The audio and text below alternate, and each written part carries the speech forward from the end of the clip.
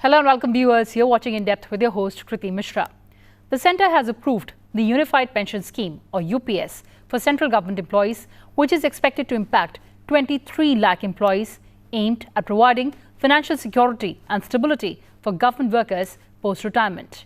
The new pension scheme will come into force from April 1st, 2025. In this edition, we'll talk about the key features and benefits. All your questions would be answered here, so come along.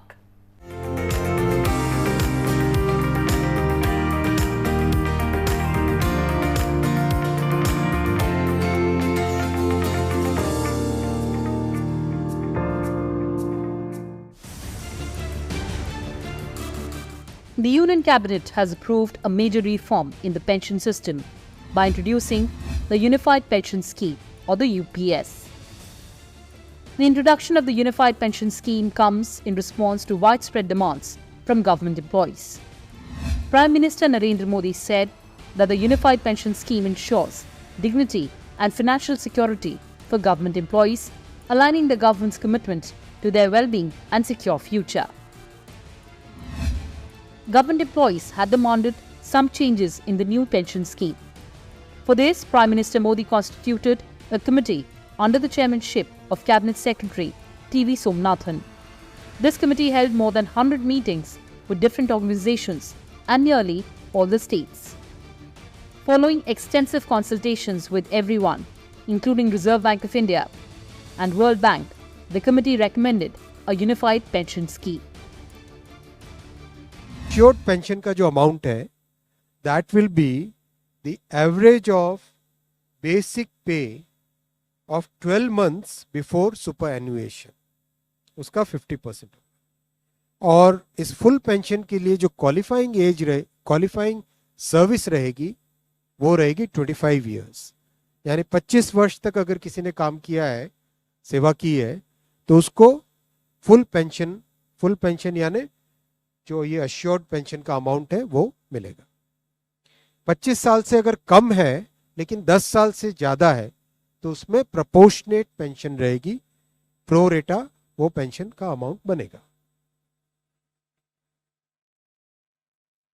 जो कभी किसी कर्मचारी की death हो जाए तो family pension एक बहुत बड़ा स्पाउस के लिए ये बहुत बड़ी एम्प्लॉयज की एक रिक्वायरमेंट थी, डिमांड थी.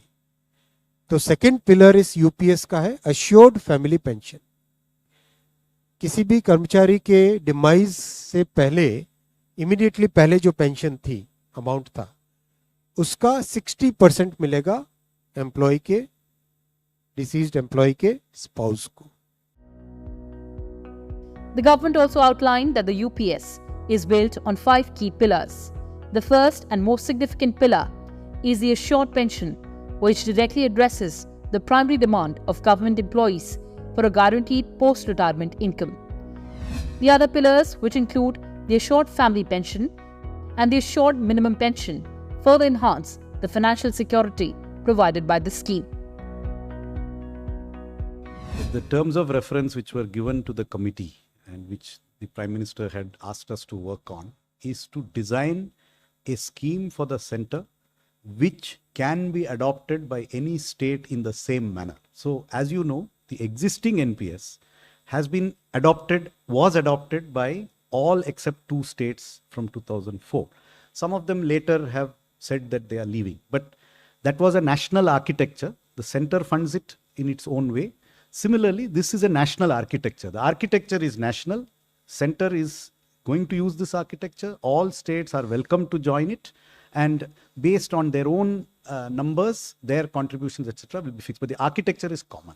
The UPS offers several features that distinguish it from its predecessor, the NPS. The most notable is the guaranteed pension amount, which ensures that retirees will receive 50% of their last drawn salary. So what are the features of UPS? Well, assured pension. Under the new scheme, retirees will receive a pension amounting to 50% of their average basic pay from the last 12 months of service before superannuation. This benefit is designed for those who have completed a minimum of 25 years of service. For employees with less than 25 years but more than 10 years of service, The pension will be proportionate to the length of service. Assured family pension. In the event of an employee's demise, their family will receive a pension that amounts to 60% of the pension the employee was receiving immediately before their death. This provision ensures financial security for the employee's dependents. Assured minimum pension. The scheme also guarantees a minimum pension of 10,000 per month, provided the employee has served for at least 10 years. This measure is particularly significant for employees with lower pay scales, offering them a safety net against inflation and financial uncertainties post-retirement. कई बार देखा कि service कम होती है और contribution जितना हुआ है उससे एक सफिशिएंट अमाउंट नहीं मिल पाता था, और ये अपने आप में एक बड़ा विषय था केंद्र सरकार के कर्मचारियों का और एनपीएस में जुड़े सभी कर्मचारियों का। इसीलिए एक minimum assured minimum pension 10,000 rupees per month, वो इसमें यूपीएस में थर्ड पिलर ये रखा गया है। इसके साथ आगे वाले पॉइंट को जोड़ के करेंगे तो अगर डीएनएस रिलीफ यानी महंगाई से रिलेटेड रिलीफ जो मिलेगी तो वो आज की तारीख में होते होते करीब 15,000 रुपये पर मंथ हो जाती है, which is a substantial relief part of this entire pension. जो लोग ऑलरेडी रिटायर हो चुके हैं 2004 से मार्च 2025 तक जो रिटायर हुए हैं और अभी होने वाले हैं, उनको भी ये 5 जो पॉइंट्स हैं उसका लाभ मिलेगा। उनके लिए जो उनका एरियर्स है वो भी हम पे करेंगे, उस एरियर्स में कुछ इंटरेस्ट भी होगा, लेकिन उन्होंने जो ऑलरेडी विड्रॉ किया है कॉर्पस उसका एक एडजस्टमेंट भी होगा। एडजस्टमेंट के बाद जो एरियर्स पे करना है वो भी पे करेंगे, ताकि ऐसा कोई भी कर्मचारी जो आज तक एनपीएस में रहा है और रिटायर हो चुका है उनको भी ये सब लाभ मिलेगा। Let's reconstruct the entire scheme for our viewers through these questions and answers. When will the scheme be implemented? The UPS is set to be implemented from 1st of April 2025. How is the pension calculated under UPS? Under UPS, if you work for 25 years or more, you will receive 50% of your average pay for the preceding 12 months as the pension, adjusted for inflation through dearness allowance. Do you have to contribute more under UPS?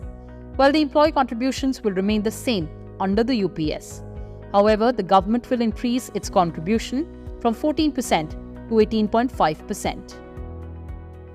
What will you get at the time of retirement? At retirement under UPS, you will receive a lump sum payment at superannuation along with gratuity. This will be 1/10 of your monthly emoluments on the date of superannuation, 6 months of completion. This payment will not reduce the assured pension amount. Is there a minimum pension under UPS? Yes, the retirees under UPS will receive 50% of their average basic pay over the last 12 months before retirement for a minimum of 25 years of qualifying service. For shorter service periods, pensions will be proportionate with a minimum of 10 years of service. A pension of Rs 10,000 per month will be given after a minimum of 10 years of service. Is pension under UPS linked to inflation? Yes, pensions under UPS will be indexed to inflation. Dearness relief will be based on All India Consumer Price Index for industrial workers, as with serving employees. Who is funding UPS? Unlike OPS, where budget makers do not set aside funds like company bills on pension reserve, UPS is based on actuarial calculations to assess the liabilities that will arise. An actuarial assessment will be conducted every 3 years. What about retirees under NPS? Well, provisions of the UPS will apply to past NPS retirees who have already superannuated. Arrears for past periods will be paid with interest at PPF rates. To see that in every circumstance we should be able to meet this obligation. We are not postponing this obligation. We are not going to say that somehow we will manage in the future when the liability comes. We are absorbing the liability now, for which calculations have been done using actuarial methods. The PFRDA chairman was a part of this committee. They have gone into this in great detail. So they have calculated that as on today's assumed interest rates, inflation rates, etc., it requires an 18.5% contribution. However, there is also a provision for a once in 3 years reassessment. And on that assessment, the government's contribution may be modified. But I want to make it clear, the staff contribution remains unchanged. So any changes which may happen through any such assessment will be on the government, not on the staff. The staff contribution remains at 10% unchanged. While the UPS brings substantial benefits to government employees, it also carries significant financial implications. The government's increased contribution will cost an estimated 6,250 crore rupees in the first year alone. This figure includes 800 crore allocated for arrears owed to employees who have retired since the introduction of NPS in 2004. The state governments may also consider adopting this new scheme and weighing the benefits to their employees against their finances. Maharashtra became the first state to offer unified pension scheme. The old pension scheme was not fiscally sustainable as it was not contributory, and the burden on the exchequer keeps mounting. The UPS is set to benefit 23 lakh central government employees immediately. However, this number could increase to 90 lakh if state governments opt to join the scheme, extending its benefit to a larger pool of government employees across the country.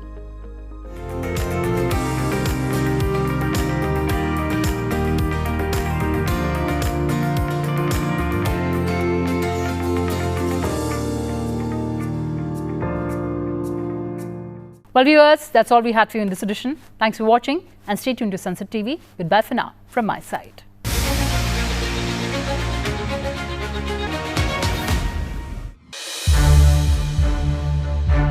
To watch more programs of Sunset TV, subscribe to our YouTube channel and don't forget to like and share them.